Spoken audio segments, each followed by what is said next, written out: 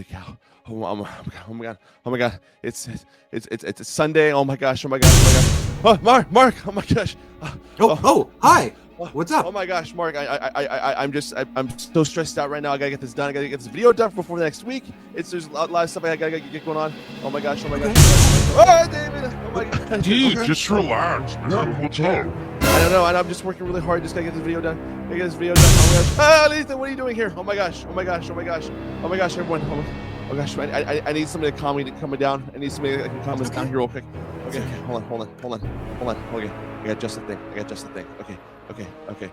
Ready. Okay.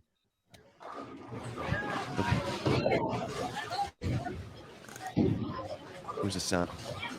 4 hours of bowling sounds. Okay. You have some weird ASMR taste, Andy. Okay. How does he rope us into this every time, guys? That's a choice. Now you understand what I grew up with. This does sound great, actually. Shh.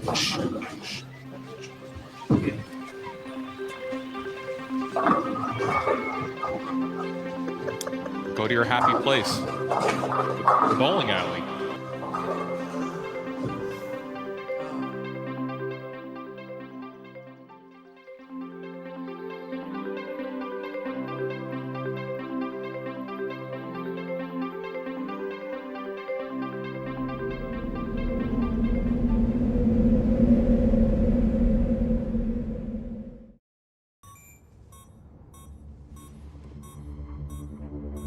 Who the hell is that?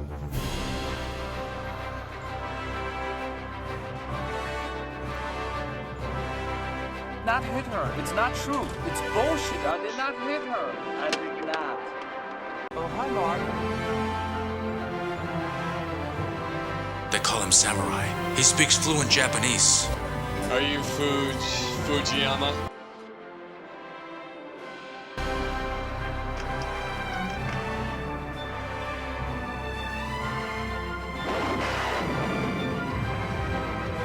Bullseye, holy shit!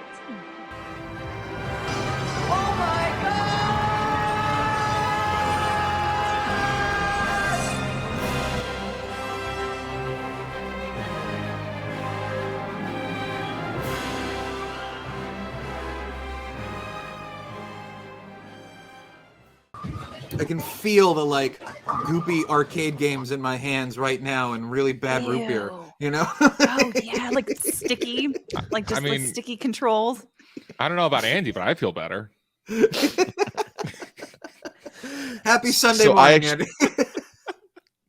Happy Sunday morning to all of you. I actually got that idea after I took my kids out bowling about a week ago. And I just remember just the sounds are kind of in the background. I'm like, I wonder if there's an ambient bowling alley on YouTube. And sure enough, there's a 4-hour video of ambient bowling sounds. I figured out very quickly. Anyways, no, go ahead. No, go ahead. Oh no, I just figured out very quickly that if you wonder if something exists on the internet, then it does. Someone has done it. Just the very fact that it popped in my brain. It's just there all of a sudden. It's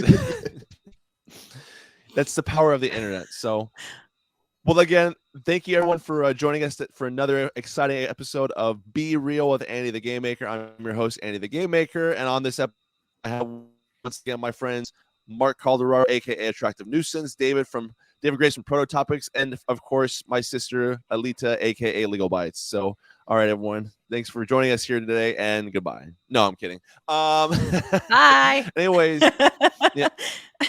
So, really happy to have you all here for this episode. This is gonna be really fun, really exciting. I think that we had, oh my gosh, I'm not sure about you guys. I actually had some post-mortem thoughts from the previous video. Things I'm like, man, this would have been a really funny observation. Something I have to share. I have to put this out there, otherwise I'm gonna forget it.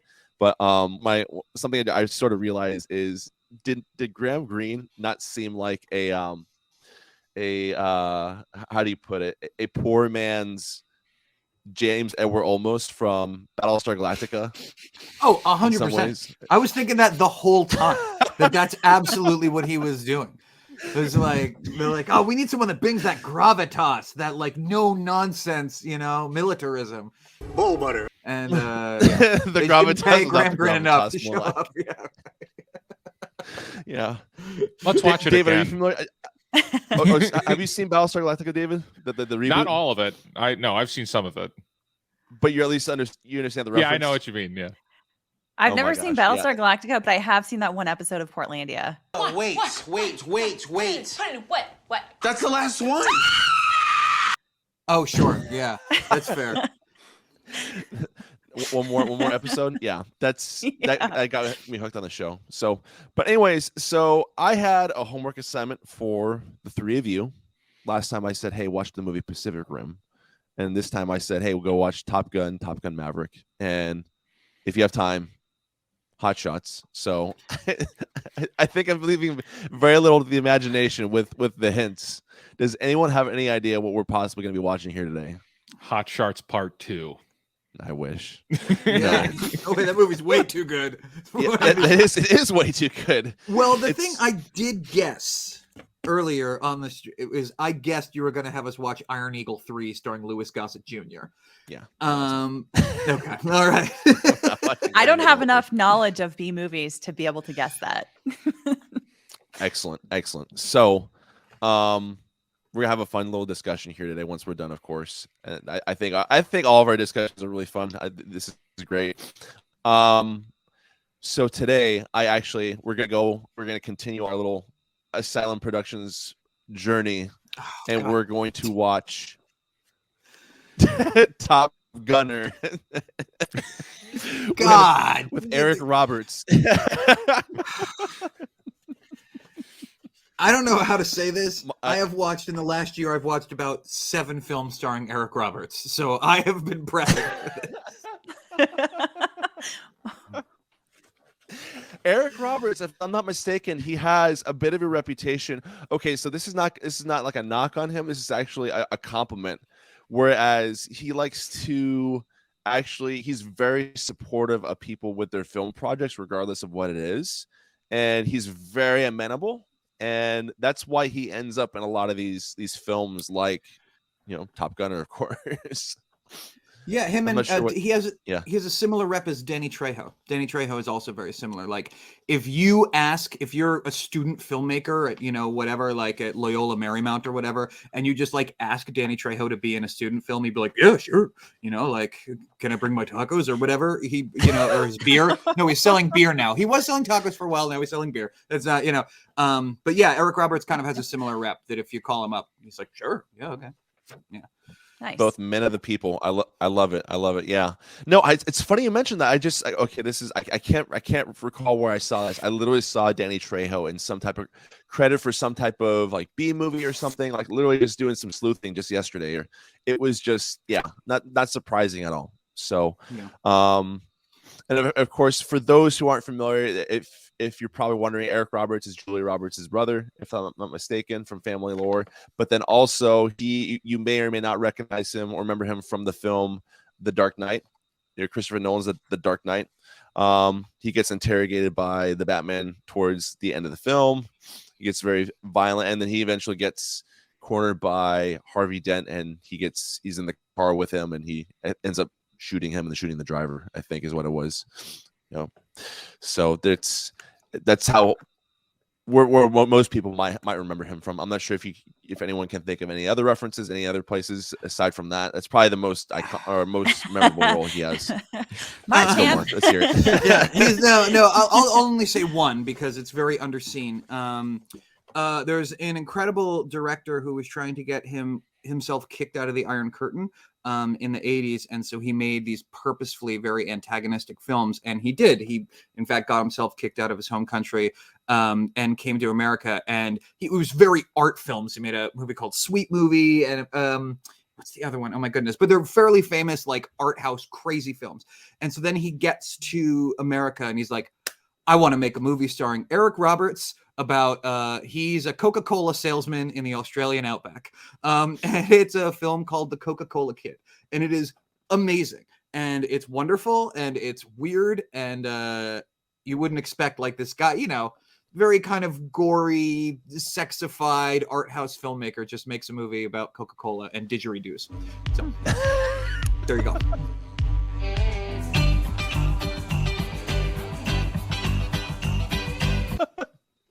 I love it. Never would have put those two together. It's awesome. It's so good. It's hard to find. It has. I don't think it's gotten a DVD release, or if it has, it was like the filmmaker came from behind the Iron Curtain. Is what you're saying? Like, and he was just okay. Sorry, this is gonna be completely random. This is like but this is just really interesting, just because it reminds me of something else that I learned over the past year, where there's this band that was really it was in, I think it was either Ukraine or Czechoslovakia. I think it was Czechoslovakia during during the Cold War, being oppressed by the Soviet Union. It's very similar. Say back when Czechoslovakia existed. Yeah. Right. Yeah. Nerd alert! But anyways, just want to make sure you're the not. band is called. Anyway. Yeah. The name of the band was called the Plastic People of the Universe, and they actually were. They were so like avant-garde, maybe not avant-garde is the right word. That's usually towards films, but anyways, they were just so like experimental with their style of music. You can find their videos on YouTube that the Soviet Union absolutely despised them and like tried to like suppress their art and all their music and this and that, because of how experimental it was. It wasn't art by their definition, and it sounds very similar to what you're describing right now, where it's it's not art. We're not going to allow this to be distributed or published or whatever in any way, shape, or form. So we're going to suppress it. But anyways, random tidbit from Andy. Yeah, no, maybe it's a very interesting. You should look into him. His name is Dusan Makaveyev. I said Iron Curtain because I didn't remember what country he was from. It might be Yugoslavia, but don't quote me on that. I don't want to come off as an ignorant bumpkin. But don't worry, we will check out Coca-Cola Kid. It's Eric Roberts. He's right. He's great. We will correct you with a freeze frame right now. All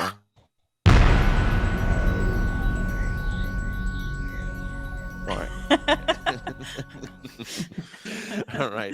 That's how we do Be Real. Education first, laughs later. Yeah. Yeah. There's not even gonna be a freeze frame. It's gonna be me us looking like jackasses. Anyways, alrighty. So I have a nice little fun trailer for us to watch for the film Top Gunner to kind of. I'm envisioning I hear Top Gunner, and I'm envisioning like the stories about law school. Law school. Yep. Is it really? No, it's not. Oh, damn. Alrighty.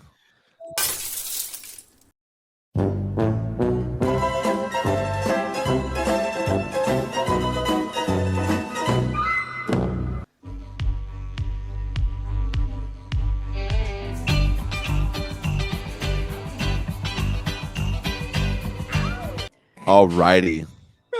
This kind of movie is going to be so reliant on CGI, and I don't know how that's going to turn out. You might be surprised, we'll find out because here. Like they don't have they don't have that much budget for those shots. So like we might have seen almost all the special effects shots in the trailer. Okay. Like, it's possible. Yeah. Just watch the trailer again. You get the full experience.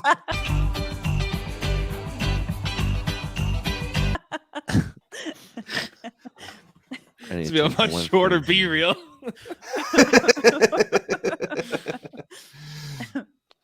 All right, give me 1 sec here. Sorry, just adjusting things just a little bit here on my end. Yeah, hopefully the movie isn't going to be as starty-stoppy as the trailer. Okay. This I will not. I'll do my best. So, oh, by the way, like, feel free to make fun of, like, I recognize my internet connection was pretty laggy towards the end there. Feel free to have fun with that on on these. So, all right. There's a sequel starring Michael Pere. Spoilers. Don't get too far ahead of this. All right. I just wanted to have the IMDb page pulled up, and they were like, "Do you mean Top Gunner, or do you mean Top Gunner Danger Zone?" That's awesome. We should definitely Yeah, have the there's a couple IMDb more. page up already. Yeah. I'm just getting prepped, man.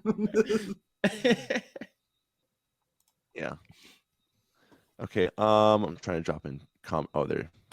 That's what I was doing. Wrong. Yeah. So I there got we go. that just as a reference. Okay. Alrighty. Sorry about that. Bumbling around on my end. All right. I present to you Top Gunner.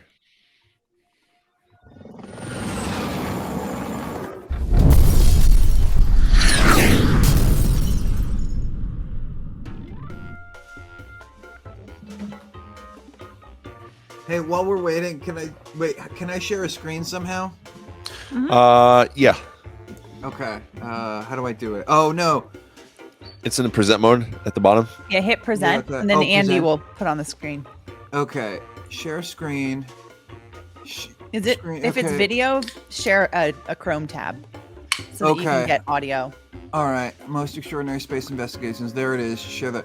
Yeah. Share tab audio. All right. Cool. Can you see this? Yeah. Yep. Okay.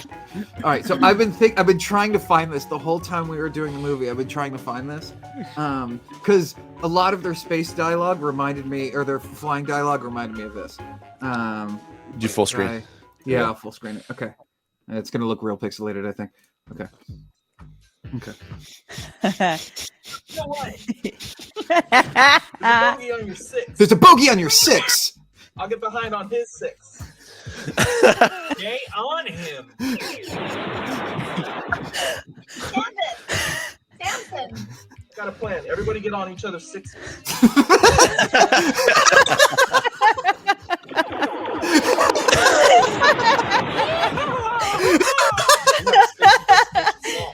It was easy when we did it. Hey, I think Jelly Roll helped us out. I agree with what's just been said. Let's get back to the space station. Anyway, that's just like I love that. Like, great. I'll get on his 6. You get on his 6. I have a plan. Yeah. Everybody get on each other's 6s. You know. Oh my goodness. So, anyway, stop screen. Yeah, there we go. That was beautiful. That was good. That was great. That was perfect. That was a perfect fit. Yeah. Oh my goodness. But what a journey it was to watch Top Gunner with the three of you. All right. So do you have a good stretch in, Mark? This is gonna be a good one. Who wants to take a stab at the plot of Top Gunner without cheating? Anyone? Oh my goodness. I guess I could. Bite. No pun intended. Go ahead. Secret mission to get some sort of CRISPR technology goes kind of wrong, but they managed to get the technology, and then they crash land at some secret Air Force base that's not really secret, but it's just a training base, but it's not on the United States territory, somewhere in Baja, California, or Baja, Mexico-ish. Then trainees somehow get pulled into flying against the Russians. This is so intense right now, guys. I mean, we haven't talked for the last 2 minutes. This is so intense. Russians and more Russians. We were just buzzed by one Russian bogey. Most likely a Russian military. And then for some reason they like go back out to the snowy forest where the original mission happened to like have ground combat with said Russians, and then they go back to the base, which has been compromised. Bunch of people die. The original plane is repaired by that point, and they manage to get out and have one last fight against one Russian helicopter. Let's not forget they were going up against the Russians. What made you think that, Andy? Well, way to read between some lines there. Yeah. Oh, I did forget about the meeting the Russian henchmen, and then the dialogue with Russian accent and Russian language. Boxes checked. There was Russians? Can you do your Russian accent again, Alytė, please? Which Russian accents would you like? Yeah, there we go. Thank you. You could have been hired in that role. Can you imagine? They cast Alytė, but then they like draw like a mustache on her face. Like she's like the bad guy. So, was it Baja California? Was it an island? I am very confused. Is it an island off the coast of Baja California? At the start of the movie, they said that they were on an island, that they were trying to get off an island. Yeah. Baja California, Mexico is what read in the very beginning of the movie. The geography was the most confusing part for me because they were in the desert, then they were in snowy mountains, which there's no elevation gap that they have to, close in order to do that, but they're just trekking, so I don't know. And it's interesting because every time they show the base, like we'll say ground level elevation or whatever, you can see really far, and you do not see that there are mountains or snow or anything nearby. It says Baja California, Mexico. Well, I mean, but that's where Baja California is, right? Like it's in Mexico. Is this Baja California, Mexico, an island? Yeah, that's the thing. That's the confusing part. There's no other indicator. No. Yeah, no, it's because it's like an extended peninsula, basically, is what it is. It's a really long peninsula.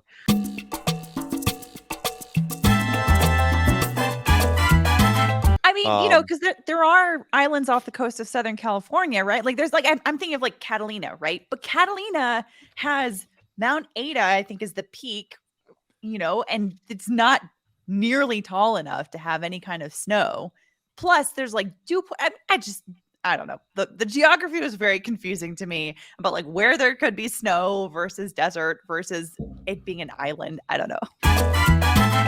They had two locations. They just, they were told that they had two locations. They knew that Top Gun, the real Top Gun Maverick, had snow in it. So they're like, okay, we'll just figure it out from there. As long as we can put snow trees in the trailer, we'll trick a couple more grandmas into buying the movie. Market confusion, baby. Yeah. No, that was the geography is definitely confusing. I just think in general it was just really hard to follow. There's the plot. There's just who was the protagonist? Who was like the main focus? We didn't talk about that, but that was something I was thinking the whole movie, that I was waiting for, like, okay, who's the Maverick? And then at the end, they're like, it's actually an ensemble piece. And we're like, well, if it's an ensemble piece, I should have known that while I was watching it. You know what I mean? Like, yeah, totally agree with you. Because you think it's the one guy, then it's not. It's the other guy. And then that Spielman is the one that has to go stab the Russian in the end.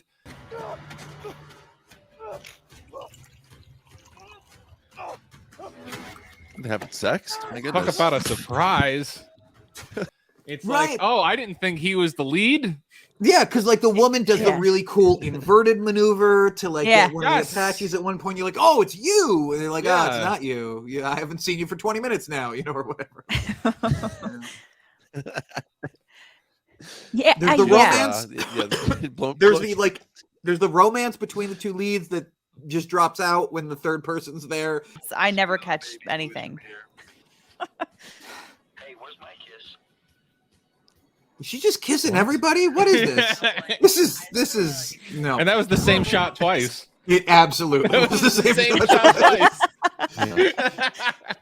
Like remember they like hug each other and kiss, and then they just don't anymore. Yeah. They're friends. I wonder if they're like their justification for like the ensemble piece thing to be like, well, we did tell you at the beginning because in the opening shots they were playing football because like that was like a metaphor, right? Foreshadow the whole thing. Yep.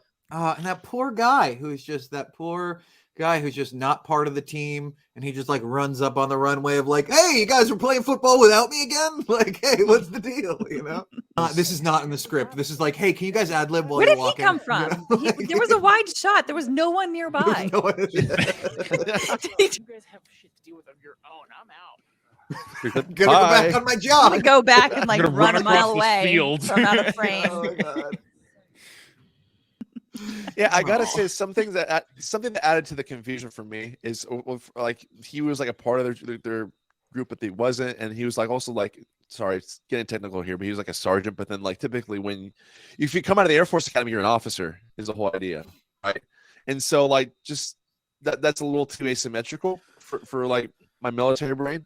But then also like calling them cadets, saying they're not cadets, that kind of added more to the confusion as well, as far as like what's going on. And just this whole idea of like the not so secret training base as well, as to me was just really weird. It's just like, how is it it's a secret but it isn't? It's just like too many inconsistencies. But Because it's anyways, it's a fairly basic Air Force training like base, right? Like they're pretty basic in their pilot level, right? Right. Doesn't it seem that so? Like, why would it be so secret? Like, why wouldn't it be like Top Gun is or used to be at Miramar Air Force Base, right? So like, I went to UC San Diego for undergrad, and so I remember seeing jets flying overhead all the time. So like, it's I don't know, like it's not uncommon for like for training bases to be somewhat nearby people and to be like in the United States. I don't know. Sorry. Yeah, I have a theory, right? The reason that it was top secret is because they put it in Mexico for some reason. They didn't tell anyone. And so they just needed to like be quiet about it so that no one knew that they just built a base in Mexico for no reason.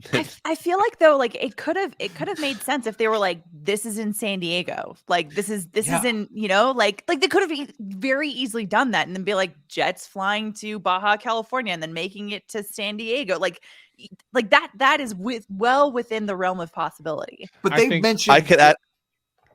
Go ahead. No, sorry. Go ahead. You know what? You're thinking too much about the movie. that's your problems, is that you're thinking too much about this. When this one, unlike Atlantic Rim, which actually had some like things you could really like enjoy about it, this didn't have much of that. It really didn't. This was a nightmare. It was. Atlantic Rim. Yeah, Atlantic Rim had Katrina B-roll footage because like they're actually doing a pretty good job of making this guy seem like a giant douche by showing like for sure. Katrina B-roll like over him partying with a medal, right? Like that's what this is, right? These are shots from Katrina. Oh my god, that's 100% what it is. That was that's what Katrina B-roll footage. Atlantic Rim opened with the lead assaulting civilians. Okay, let's not forget.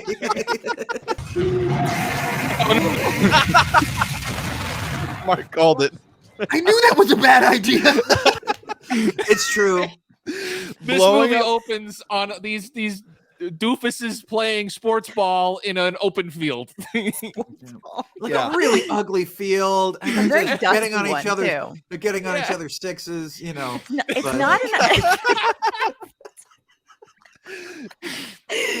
it's like, but it's also like very dusty, so like very much not ideal for like playing football, where like you get your face close to the ground. You know, sometimes you know though that you play where you can play. I guess like I remember playing in Iraq. Like we played football at some that's true dirty, dusty like soccer field. And it's because we wanted to play football.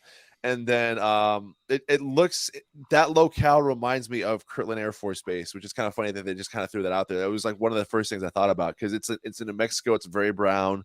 There are some mountains off in the distance, but I gotta say though, like talking about the geography again, like it's not like those mountains were like right there. You know, they were like really far away. It's like any type of dismount and movement, it would have taken them an incredibly long time. Especially like I didn't see any vehicles aside from like aircraft. Yeah, no, that's a good point. That's a really good point. You didn't even see that. Did they just Lord of the Rings their way to it? Like well, and there was also the whole like it's very clear that this was a very bare bones military operation, because the cots where they slept were in the locker room. right? Like this is like it's just a hangar, it's just a series of 2 hangars and like 6 people. There's no one else. The poor one of the pilots is the one fixing all of the planes, like there's no one else. This is really bare bones. Yeah. Yeah, there should be a whole like base set of crew just to manage these airplanes. Like these pilots should not be having to manage their own. I their mean, own I knew they equipment. were cutting military budget, but damn. Yeah.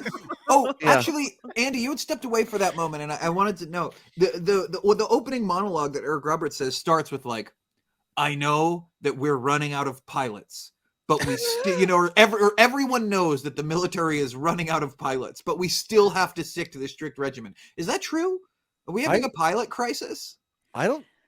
Being a pilot is probably one of the most popular occupations in the entire military. Eric Right? Roberts is running out of pilots. Yeah. No, like I mean, military numbers are relatively low, I think. Like enlistment and but there's still like a segment of the American population that loves the idea of being in like a fighter plane. So or any type of aircraft for that matter.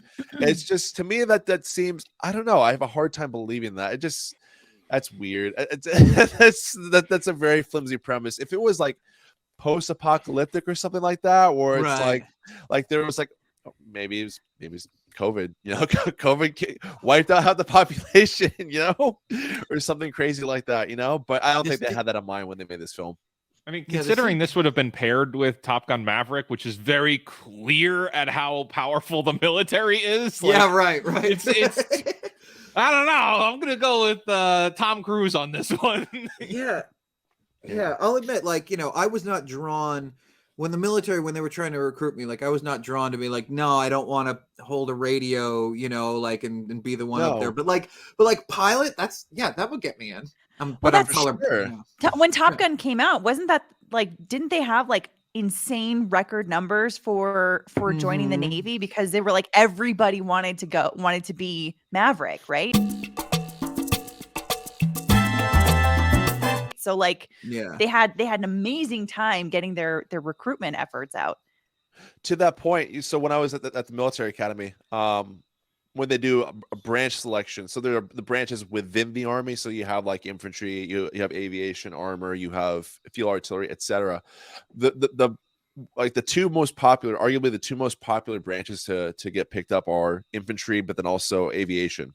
Just because aviation is really cool, because you can be a Black Hawk pilot, you can be an Apache pilot, you can be, and then there are like random ways to kind of get segmented off into different types of aircraft. So for example, you can fly fixed wing through the Army. It's really rare, but those opportunities do somehow show up. Or you could be like, one of the things I thought about which would have been really cool was 160th SOAR, which is Special Operations Aviation Regiment. So that's like all like the their regiment name is literally the Night Stalkers, and so they literally can, they fly like the Little Birds, they fly the crazy Blackhawks with like the little thing that's kind of sticks out from the front of it.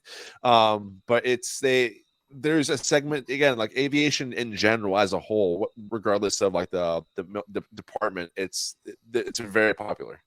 So if there's an opportunity to fly, a good number of people will go for it. So right, yeah, that makes sense. Seemed congealed in my head. That's what I'd imagine. For sure, yeah, but but the base, though, I mean, like, to that point, like any type of like special operations or even like stuff that's supposed to be quote unquote off the books is not always off the books. You're gonna have like your contractors. You're gonna have like, I'm making like all these jokes about like Halliburton, Lockheed Martin, stuff like that. Those guys are gonna be around because you need someone to talk to when the plane breaks, right? Right. It's not like they're, I mean, don't get me wrong. No, you just teach the pilots. I mean, they're supposed to be technically proficient though. So I mean that would, I'm not terribly surprised by that idea, but like this really massive, I mean, a plane that they kind of like presented us in this movie would probably be like, I would not be surprised if it was like $1 billion plane.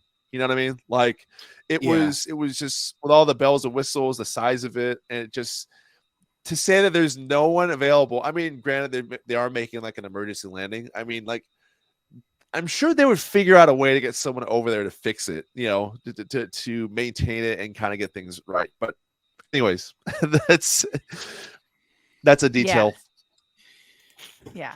So I feel like they go ahead. also like on the military stuff. I know some, but not a lot. Like not a lot of the like military alphabet soup, right? But like terms like sit rep, I know. And so I recognize that they use that a lot in this movie. Like I feel like there were like a handful of terms that they like learned and they were like, let's insert that into the script to show people like this is military. Yeah, sit rep exfil. They use exfil Yeah. a lot. Yeah, yeah. Yes. Uh-huh. Yes. Usually, and then Siri school. For Siri training. Siri training? Siri? This is 2020. They had no excuse to not do that. NOAA, Siri. I've never been through SEER school, and I know it's SEER. So usually when like you wouldn't say like exfil. Like I don't know, like because like to that point, like what we were saying earlier about using like abbreviated expressions to kind of explain things. Like one of the most popular things that we say, like what we said like in the army, even like it was just like kind of casual setting. Hey, we're gonna pop smoke. We're gonna get out of here. Basically, is the whole idea because you pop smoke and then like helicopter comes and you leave.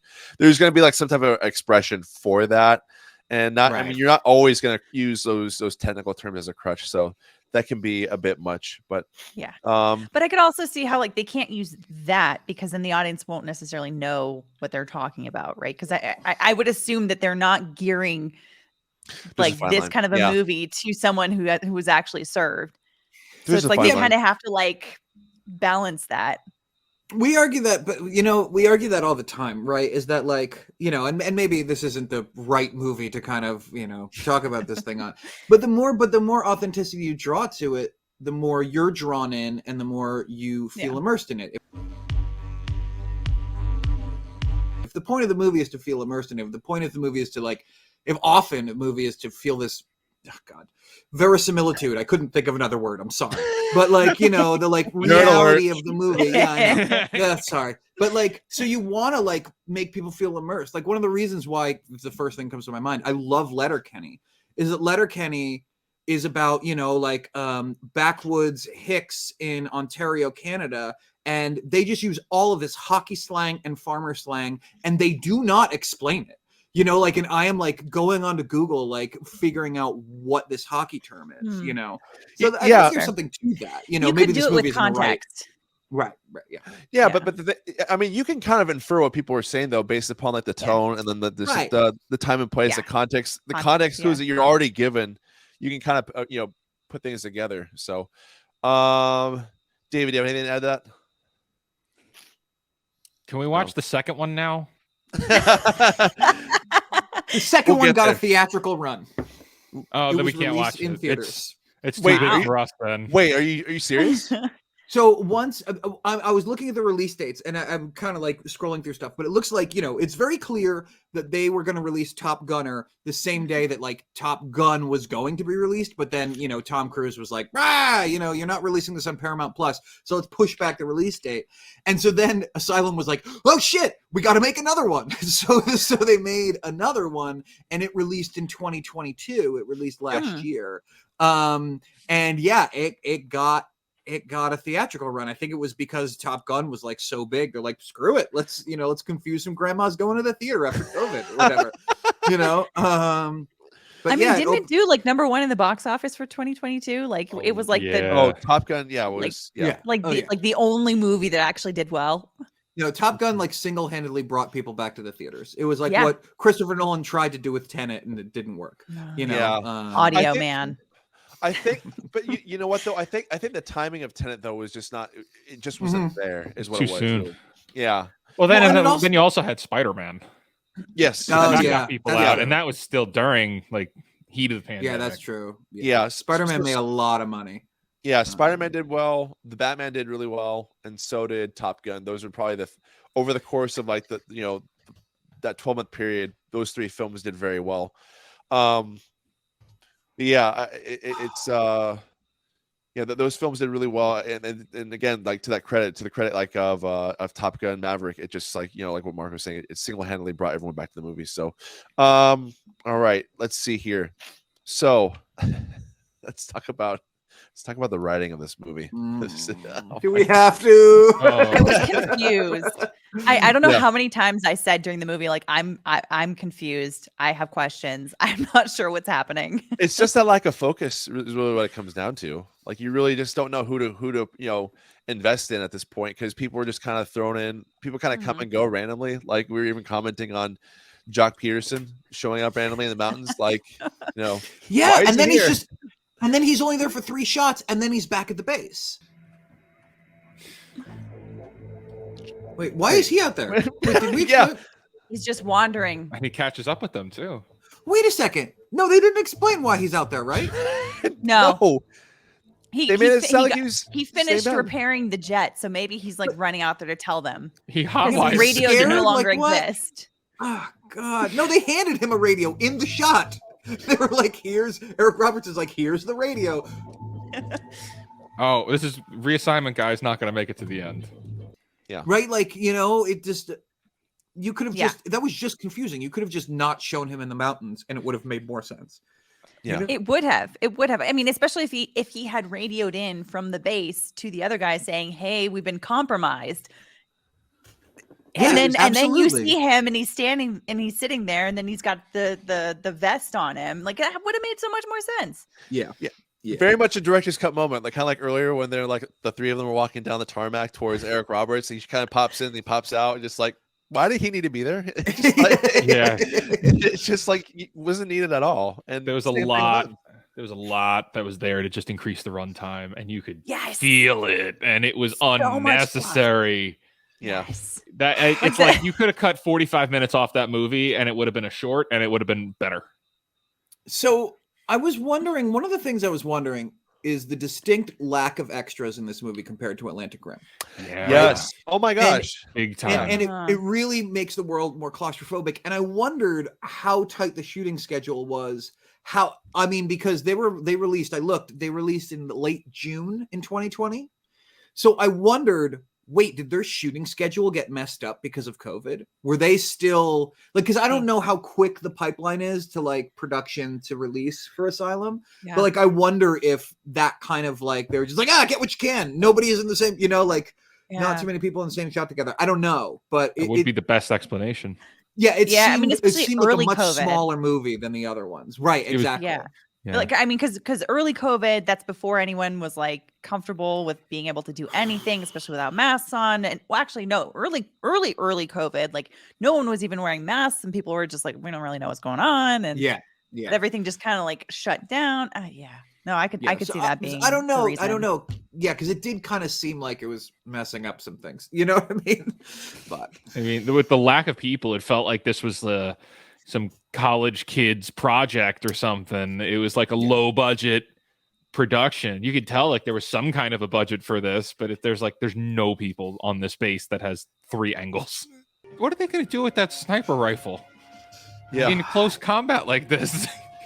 It's the only gun she's got, man. I hope she uses it at close range. I hope she just unloads the 50 cal. Right? I'm like, dude, like right there.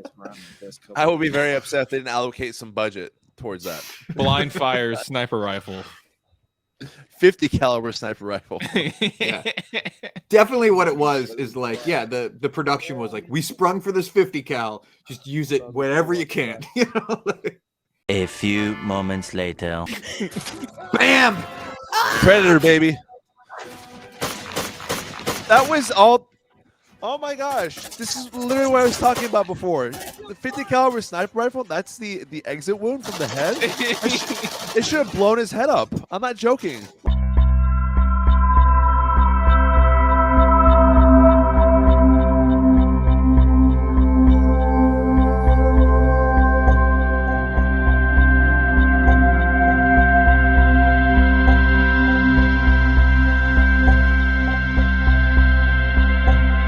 Predator, baby.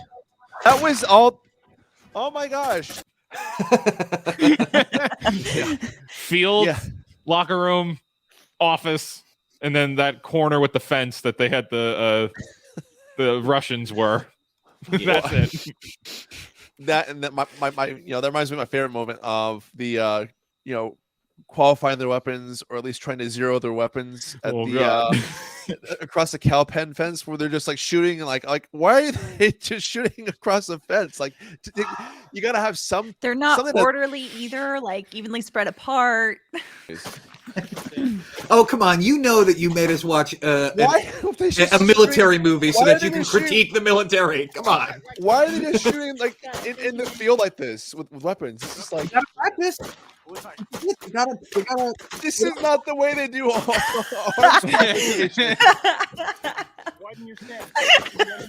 Just firing indiscriminately into the desert. Oh my god. Oh my god. What are you doing, you idiot? The thing is loaded. Well, He's like, I learned from Alec Baldwin. Oh no. Oh, I thought. No. It really, the whole like just like hay bales and like just pallets just laying around the place, and the cots sleeping in the locker room. This is just like, this is a really fly-by-night operation they've got going on here. They don't even have a firing range for these people, but they have guns. Like, I don't, Jets, but no mechanics. They normally have. They hot-wired a jet. That's how they got the stealth the stealth plane up. Is they hot-wired it? Yeah, that's amazing. Yeah. Yeah, no, it's like typically when you have like some type of marksmanship range or anything like that, a qualifying range, you'll have something to shoot at. It's just like this whole idea of like they're all like close together. They're not like prone or like laying down or anything like that. It just, oh my goodness. But yeah. So riding. There's usually some kind of like ear protection, I would think. Eye protection, maybe. No, yeah. No, that's actually true. You're asking way too much of these people. Yeah. Yeah. No, that's. I mean, earplugs are very, very cheap. This is not a budget issue. Yeah, that's fair. That's fair. Fine.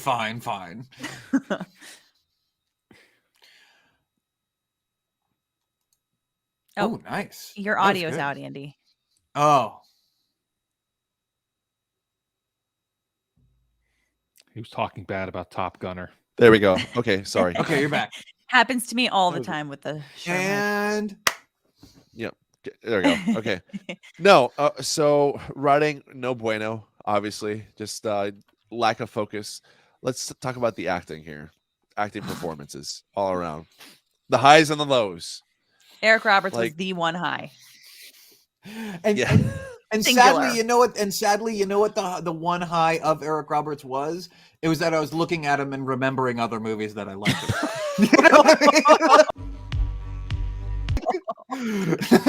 So I was like, true, though. I love Love Is a Gun. Like, this is great. Like, I remember when you were Carmine Falcone. Yeah. Oh, true. And just ruined any hope I had for this movie. Actually, sorry, man. The rest of the acting was atrocious, though. It was just painful. My father left when I was 12. Filler. It wasn't great. The blowing of the kisses, like that was, that I was think funny. the one, Oh, that kiss scene was good. That was definitely. I'll remember that. Kissing is great, and then just the I guess we'll never find out between Jock Peterson and Zelensky whether or not they had a romantic relationship. Coming back for you, okay? Oh, maybe there is a romance. I'm telling you, I'm telling you, the way they shot that scene. Look at this. Look at those eyes. Yeah. No, it's just very close brotherhood. I mean, they dropped. I think the best evidence I have at the end of the day for that is that they dropped that romance storyline just like they dropped the other romance storyline. You know what I mean? Right. Like they treated it with the exact same disregard. So probably it's got layers, man. You don't want to know? Layers. You don't want to know? It goes, oh my goodness. So bad. Get out of here. But we didn't even see if they got did he live or did he die or did they get the vest off of him, the explosives? They don't care because he's not a pilot. Because you never see him again, and then the next time you do see him, it's a repeat clip. Yeah. So They Yeah, I left that think he that's a died. plot line unresolved. I think that man died. That is what Well, happened. if he did, they did a horrible job letting us know. That's fair. Okay. Yeah. Yeah. They did a terrible job letting us know. If that's the assumption, he's dead. Yeah. Yeah. I will say that really that guy's performance though was decent. You have something that Love this guy. This movie just picked up. For the Russian accent? Yeah. Yeah. Yeah. Yeah, he, I like he, him. he at least presented himself, in a way that was sufficient, I guess. Why was I rooting for the bad guys? I was rooting for the bad guys here just to give it a little bit of oomph, give it a little something. Some tension. Yeah. Every single one of us was drained from that forest scene. And then he showed up on screen and we're all like, yes! Yeah, yes. You are great. Away from your weapons. Away from your weapons. See, I can do it too. Yeah, that was good. That was good. Thank you. I've I'm had a lot of scared. practice. A little too good, Alytė. Yeah. What aren't you telling us? More of this. Give us some spice. Yeah. Yeah. Give him that Ural Mountain spice. Give it to me. Oh my goodness. That's true. I am proficient. Yeah. I So mean, at acting least was it gave good. me an opportunity to play with Russian accents. So, Yeah, that it was was good. fun. Yeah. It was the last thing on our Russian bingo card. I called it Russian language. They've checked all the boxes. They have They've checked all of the Russian bad Russian guy boxes. accent, Russian language, Dressed in all black. Migs with the With shield. yeah. Somebody saying Russian every 30 seconds in the movie. Yeah. Red stars on the plane. I would like to see a tally at some point in this to see It's like like a how ding many ding. times they mentioned Russian. Like just keep a tally in the corner of the screen for like how many times they say Russian. Yeah, they sold it hard. I'm surprised they didn't do the vodka, or fish oil or whatever, caviar. And it didn't really help that Spielman looked a lot like Zelensky too. Coincidentally. It's just Very so much coincidentally. given the very timing of this strange. movie. Very strange how much he looks like How him. much taller Zelensky? Yeah, which is hilarious because Zelensky got his he's famous because of his acting from being in a comedy true. before he Yeah. became president of Ukraine. if you Ukrainian will. Veep. Yeah. I've been hearing him mostly called the Steve Carell of Ukraine, and I was like, oh, that's a pretty good comparison. I understand that, you know what I mean? Yeah. This guy, okay. but his facial expressions were expressive. He was going for it. I'll give him that. And that maybe that's why I believed in that love story every time, is because every shot, he'd cut to the guy who died who he didn't know, and he'd say something, and then it'd cut back to Zelensky, and he'd be like, and I was like, oh, okay, you're into this, Maybe you know what, but maybe you bring up a really interesting observation. It can't help but wonder, maybe we're being a little too hard on Spielman, aka Zelensky, in terms of his acting chops.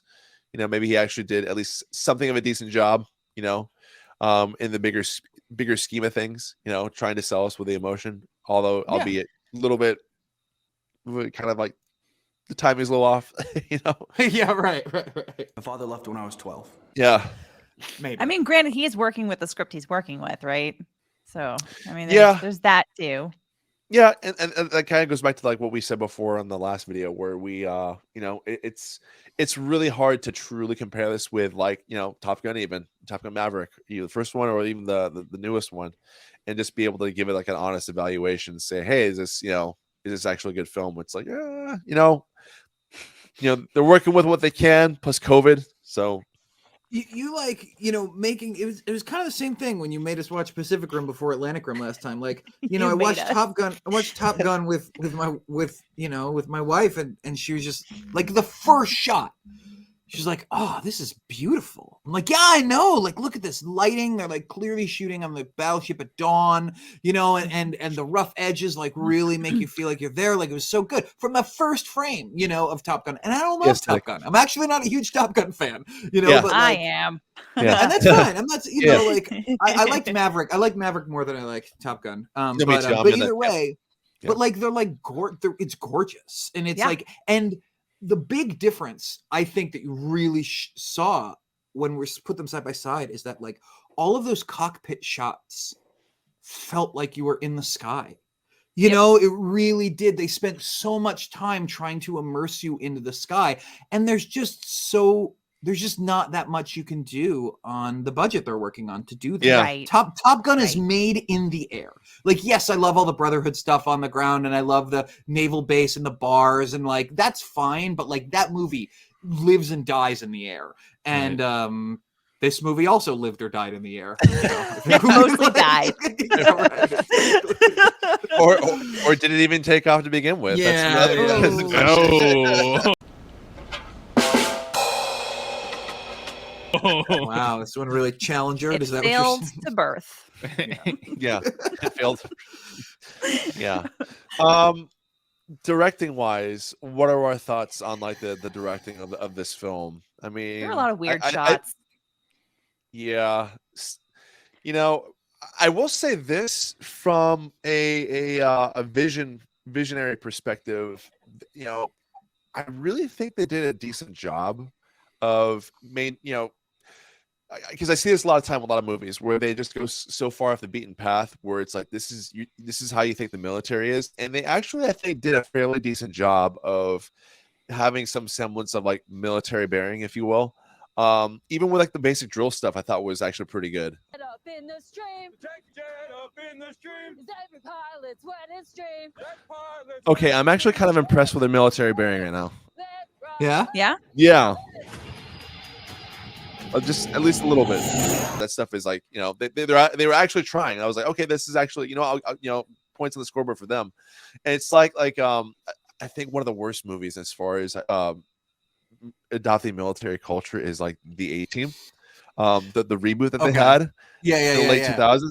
Oh my goodness. I get it. Like it's kind of over the top with some of the things they had, like falling from the sky in a tank and using the tank to kind of like, slow down their fall, whatever. But anyways, there's like a scene where they get like demoted or something, and they like remove like the ranks off like their uniform. It's like that's not how that works, people. It's like it just the way they dramatize certain aspects of it. But this, I was actually okay. They actually, again, did a decent job of staying within that military bearing. So that kind of helped paint, stick within the vision of it, what I thought was like a decent film.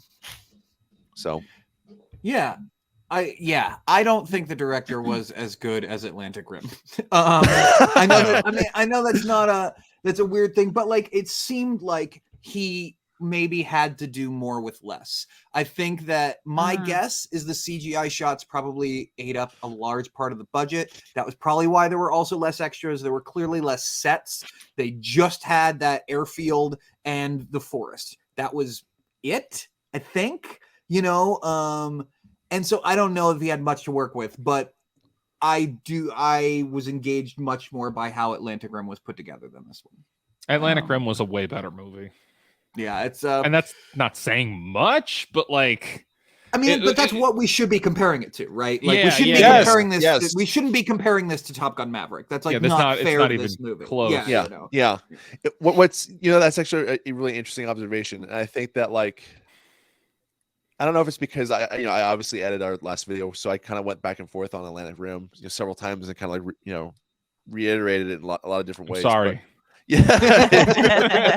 No, but like I definitely feel like after watching the Atlantic Rim, the plot was actually much more palatable.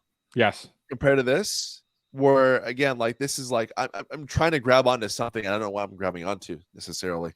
That's what she said. Yeah. Yeah, there were side plots, even though the side plots didn't go anywhere. Oh, yeah, even though the side plots didn't go anywhere in Atlantic Rim, they existed. You know what I mean? And we were like engaged by like the different threads that eventually didn't pay off. But like we were kept engaged. yeah, like the love affair, between Treach and the chick. That didn't develop. We were at least paying attention. Like, wait, no, don't let that thread just die on the vine. Just like this. Oh my goodness. But yeah, like this had nothing. I mean, I had no idea the characters were in this film. Like, not even in the slightest. Like, I mean, not to say that I knew all the characters all well in Atlantic Rim, but still, I mean, it's not much to go off of. So, it's sad. I think that it's really. I'm sorry. No, I think that's really. Go ahead, Mark. You're good. Okay. Yeah. Sorry, there's a delay. We keep talking over each other. I think that this says a lot about this movie that we have gone back and are talking about Atlantic Rim again. You know what I mean? For sure. But you're also seeing like there's a paint by numbers with these movies, and it's like evident, it's crystal clear. It's lots of shots just walking, lots of shots just showing B-roll, long drawn out facial reactions just to eat that clock, and all of the exposition dialogue you can muster. Okay, explain to me exactly how it works. A terrorist cell will place this in a public place. Oh my gosh, exposition through dialogue. Would they know this information? Once the pathogen, well, they've been studying it, cause rapid and immediate thrombocytopenia in any all of that, everything that you can get in that doesn't have to show it, just tell it. It's and like the most bare minimum action, because we can't afford to have someone's head explode by a 50 caliber sniper rifle. Predator, baby. Oh my gosh, that was so annoying. And I made the comment. I made the comment too. Like earlier, I was like, I really hope they dedicated a good portion of the budget for the 50 cal sniper rifle. No, it was like a paintball gun. It was like incredibly disappointing. Take that, Saddam. I mean, like the grenade was much more believable than this 50 cal sniper rifle.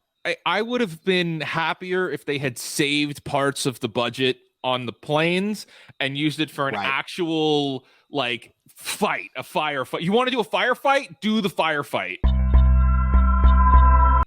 Like, we don't need to see the bad CGI planes. Like, you got us here. We spent so much time in the woods here with them traveling. Like, give us the firefight. Like, go all the way with that. It would have been so much more satisfying.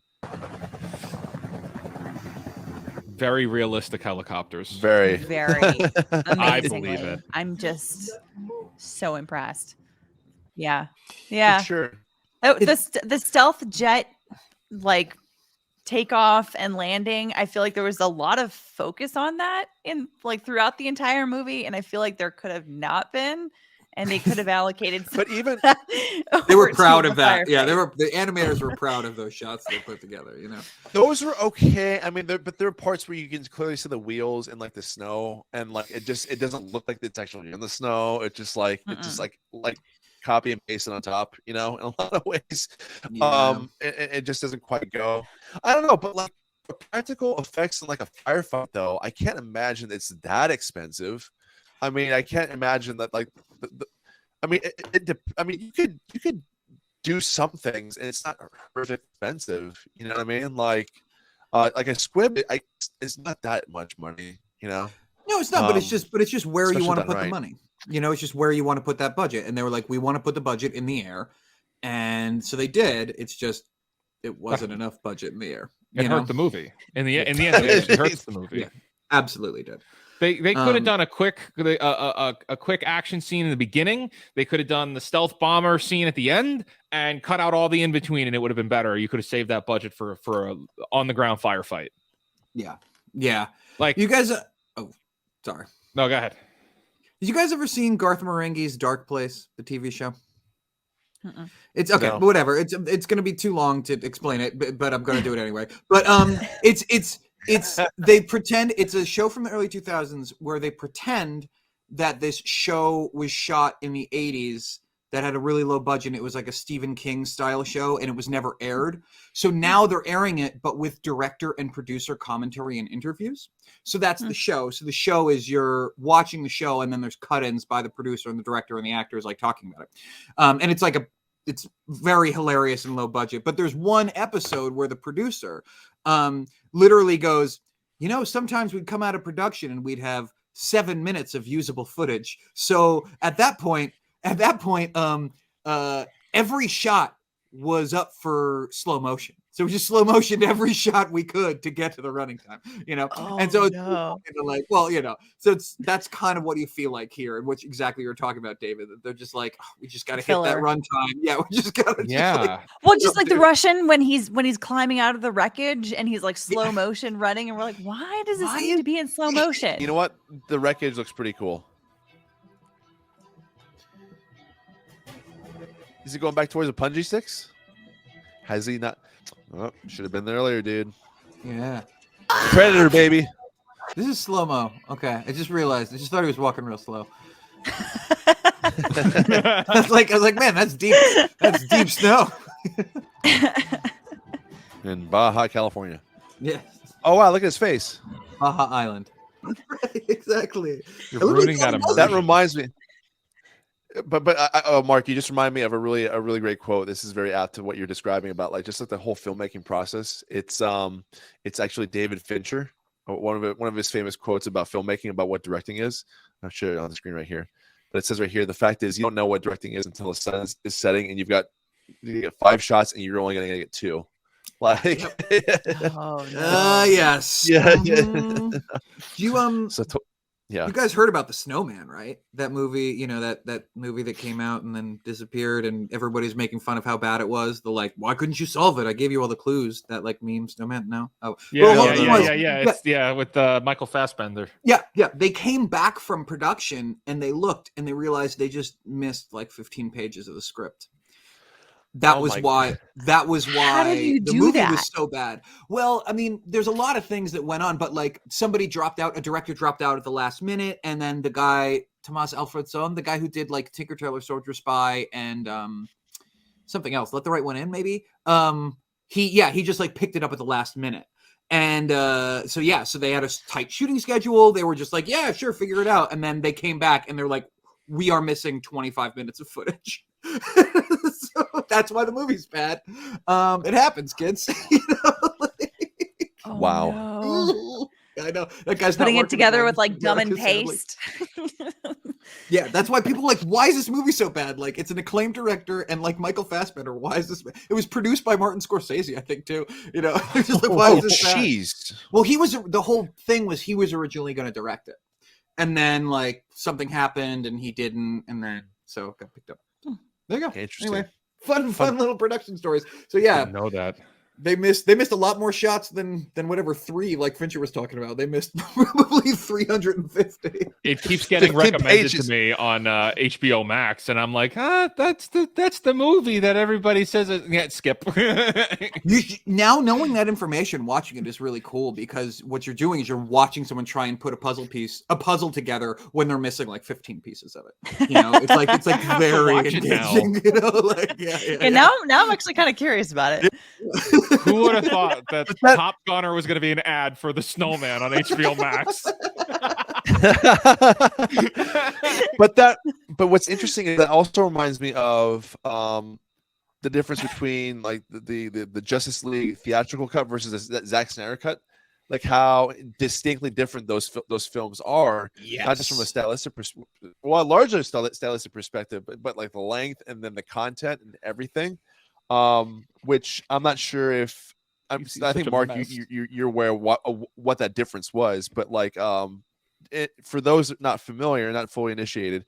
So Zack Snyder, unfortunately, after they filmed the entire movie, he had a daughter who had unfortunately committed suicide, so he had to step away from the film, and then they brought in Joss Whedon, who sees movies in a completely different light than Zack Snyder does, and they're like, hey, can you make an Avengers out of all the footage he has?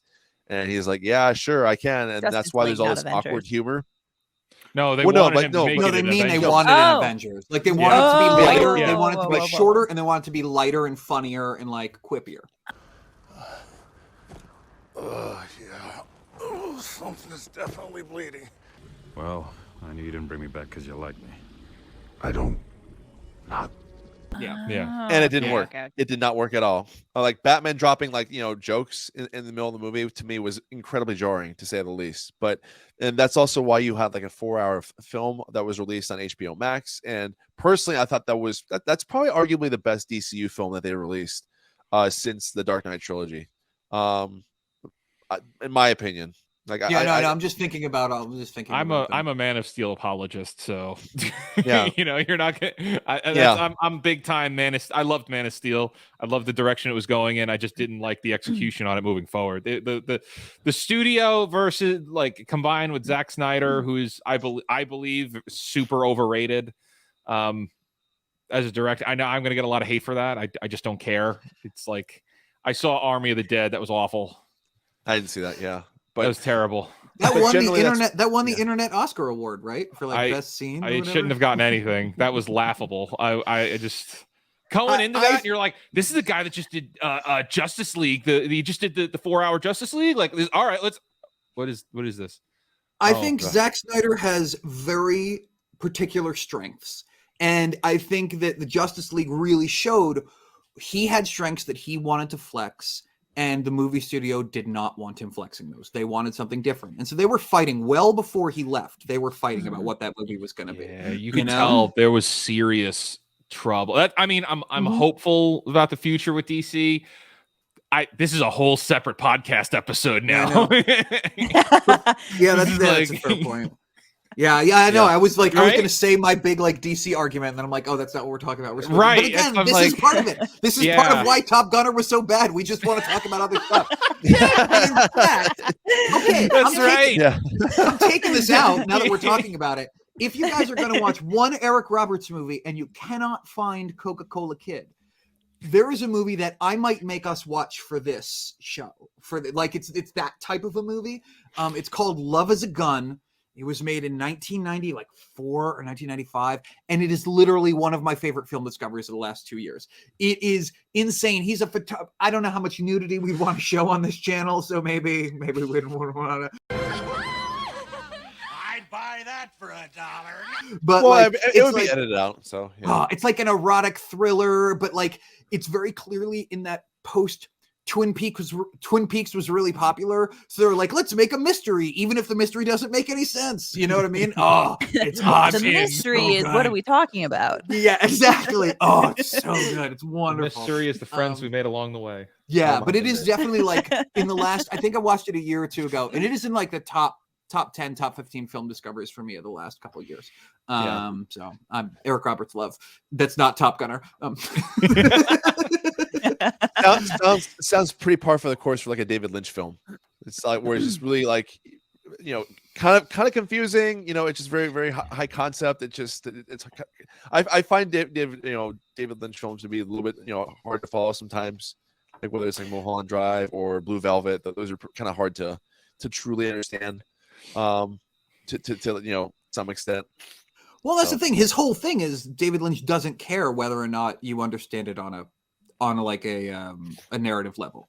It's such a sadness that you think you've seen a film on your fucking telephone. Get real.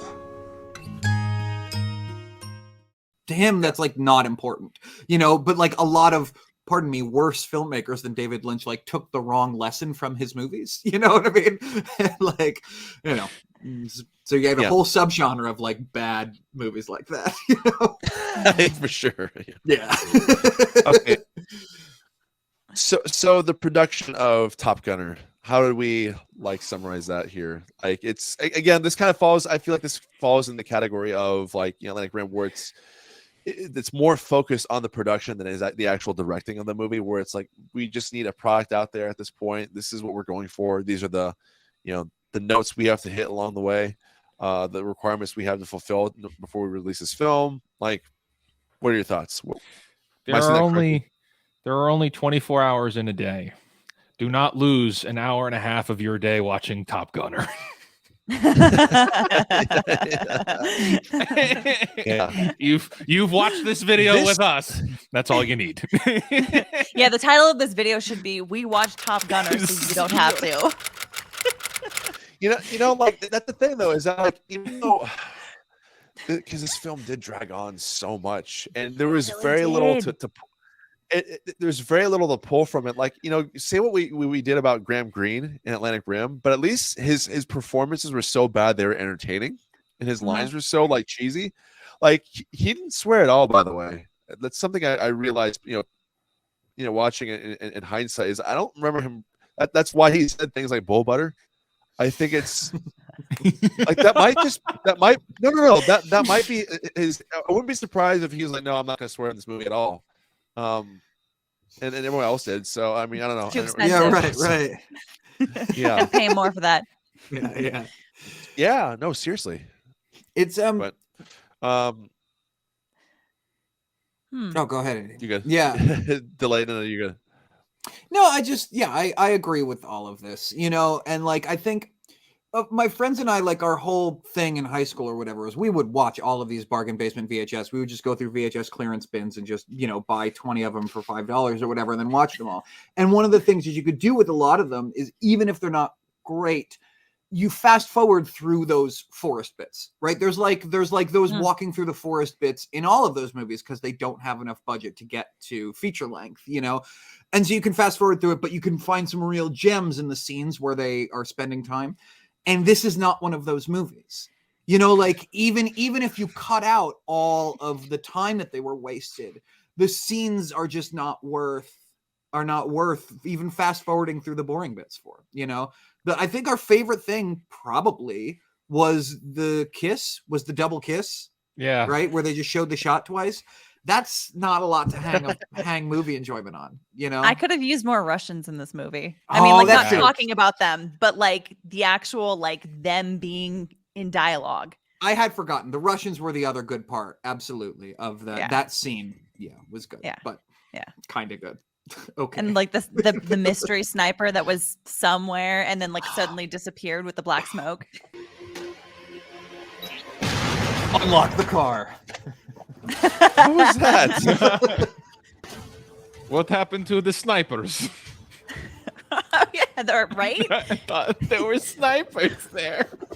They're gone. Snipers already left. Snipers are in helicopter.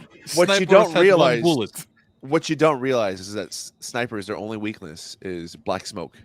Spontaneously exploding. Oh no, black smoke! It is my weakness.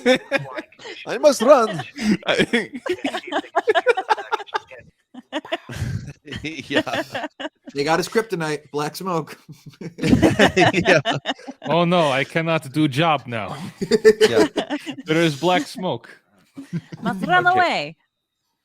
All right, now my favorite part of this conversation. Let's talk about the symmetry between Top Gunner and Top Gun, and we'll even throw in Hot Shots for fun. See, like symmetry is such an unfair word. Well, no, but just like in terms, not necessarily. I mean, like, because there is some symmetry between Atlantic Rim and Pacific Rim that we discovered. You know, we were able to identify. Not necessarily they had to have those symmetries necessarily, but we kept asking. We're like, is this person Maverick? Is this person Goose? Is this person Goose? Oh, this person's Goose. But like, no one was Goose. No one. No one was Maverick even. No one was Maverick. No one was Miles Teller. What was his? I forget his call Rooster. sign. Yeah, no one was Rooster. You know. Yeah. Nothing. I think the best symmetry. Oh, go ahead. I was gonna say, like, they were like the closest I could think of is that they were collectively Maverick. Because of the line, that the narrative that Eric Roberts dropped in at the very end about being, you know, you have some pilots who are good, some pilots who are okay, and then you have some pilots who are exceptional. And I think that was them. I think that was what he was trying to say in a way, is that they were all kind of impressive, even though they kind of. I guess like I didn't see them do literally anything that was impressive. Oh my god! I just want to have a loaded rifle in your face. What are you doing, you idiot? I was just going to say the same thing. I was just Bare going to say minimum. that. It's like, some pilots are exceptional. Yeah, not these guys. Yeah. Not these guys. Are you setting us up to go watch Top Gun? Because those are the exceptional pilots. I don't even know if these guys are good. The only gutsy person was the 50 caliber sniper rifle shooting at close range. You The know, only one. shooting BBs at close range, more like it. It's just my goodness. Though the woman did that inverted maneuver to avoid a That's true. missile at some point. I Scared think. the crap out of her boyfriend or whoever. Yeah, he was. right. Yeah. Her one-time boyfriend, and then retconned out of the end of the movie. And then he out mavericked her when he told her to just like go up. And she's like, yeah. what? Like, that's super dangerous. He's like, I don't care. Do it anyway. Yeah, they're both trying to be the maverick of the movie. yeah. That's why they're like, we're both mavericks, you know. We're just reckless. And then they went after. And then the other maverick thing that they did was they went after the enemy fighter plane at one point. They're like, oh, we should go back. And like, no, let's take them. There was that moment right there. I'm not sure if you remember that, where they said this is like international airspace, and then they're like, no, we're gonna do this anyways. Yeah. Does anyone remember that part at all? Yeah. Okay. Yeah, and then they lost their planes because of it. Yeah. Yeah. All of them. Nobody cared about these $1 or $1 billion planes that are just lost. As Like, a nope, taxpayer, sorry. I'm offended. Yeah. The only parallel I remember seeing in the movie Yeah. was just how much in Top Gun Maverick they like go out of their way to not talk about anyone, and like even when they show the coordinates on screen, like they purposely show in Top Gun Maverick the coordinates are, what's that point called? It's like Point Nemo. It's the farthest. It's like a place in the middle of the ocean that's the farthest away from any land. You know, like just to like be like, this isn't anybody. This is just fake. And then this movie, they're just like saying Russian. They're just jamming Russia into sentences that like do not need anyone to say Russia around them at all. You know, they're just like no business saying the word Russian, but they're like, it's them. They're the bad ones. Yeah, that's the only thing I can We say. know for sure. Yeah, right. Yeah. Somehow, we don't know, but we just know that we know. They have cheesy accents. It must be them. Yeah, they got the visors. Only one place has the Viber, you know, or the visors like that, you know. So let me ask you all this question then, as far as like symmetry goes. And I think the answer might be pretty self-evident, but which movies are closer in relation? Like Hot Shots and Top Gun, Hot Shots and Top Gunner and Top Gun. I mean, I think we kind of established like what is probably closer at this point, but I'm just kind of curious to see like what you all think in terms of symmetry from that perspective. It's hard for me to put Top Gunner close to any of those other options. I mean, just for the fact that there's no protagonist. Yeah. There's definitely a defined protagonist in all those movies, and it's. I got to point one thing out too. There's at least one link between Top Gunner and Hot Shots, and that is Eric Roberts' name. He's a Colonel Herring. There is actually, I think it's like a commander or lieutenant commander in Hot Shots, whose name is Red Herring. Is the name of his character? Played by Bruce Young. He shows up. They're all in that little like those barracks rooms where they show up, and then he's the commander who shows up, and he's like yelling at them and getting their faces and stuff, and he yells at that one pilot. He's like a black guy yelling at another black guy, and the pilot he's yelling at is like leaning back. He's leaning further and further and further back, and he does like the whole stiff board thing. Eventually, kind of a little funny comical moment, but right. Yeah. But yeah, that's like the only link that I was able to identify between those two movies. But it's just loosey goosey. They just kind of threw this together. A lot of B-roll. That's the other question I had. Which do you think had more B-roll between Atlantic Rim and Top Gunner? Atlantic Rim. I mean, they had a lot of jets here though in the film, and it was a bit of a crutch. I mean, Atlantic Rim had those montages of background people, and granted, it was all B-roll and not filmed for the movie, but it made the world feel so much bigger than it was for that film. Like they used it properly, whereas this is just like, hey, here's another shot of a plane. Here's another shot of a plane. They used it's the same shot from before. Yes, yeah, they used footage from Katrina. Yeah. Oh my goodness. Yeah. I guess it worked. Like, unfortunately, it worked for him. Nothing gave me more joy though than identifying the fact that they use the same shot of like on the hangar looking out into the tarmac that they use in Atlantic Rim as well. Except they had a drone fly by, but they took the drone out. It's just kind of funny seeing those together. But anyways, you're about to say more. Oh, no, not at all. I agree with you. That's all I was saying. That like they really in this film, I'm sure there were a lot of shots they reused that we didn't notice they reused because they were footage that they had licensed of like jets flying, and they're like, well, we've only licensed these 12 shots of jets flying, and so then whatever, if an hour later they show that same jet shot, like I'm not going to remember, But I think you're right, Andy. I do think that there's a lot more kind of licensed footage that's used in this film. Or I don't know if it's more than Atlantic Rim, but I noticed it more in a bad way than I did in Atlantic Rim, For sure, yeah. So that being said, everyone, this Top Gunner around the horn, Alytė, would you recommend Top Gunner to anyone? I would recommend Top Gunner to only my worst enemies. Okay, David. I give this stinker 2 thumbs down. Yeah, I mean. You want me to weigh in on this? I'm not going to say anything of value or different, much like Top Gunner. That's, Damn.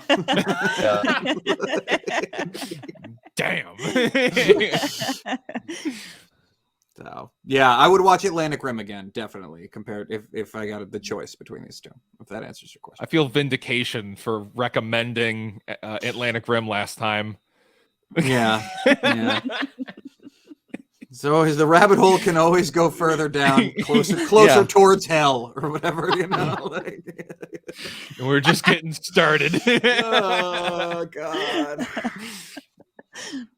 I hope the next one's good. With I really do. We could watch Love Is a Gun. I'm just saying, guys. Just saying. I have one more movie I want us to watch, and then we'll do Love Is a Gun. But yeah. Yeah.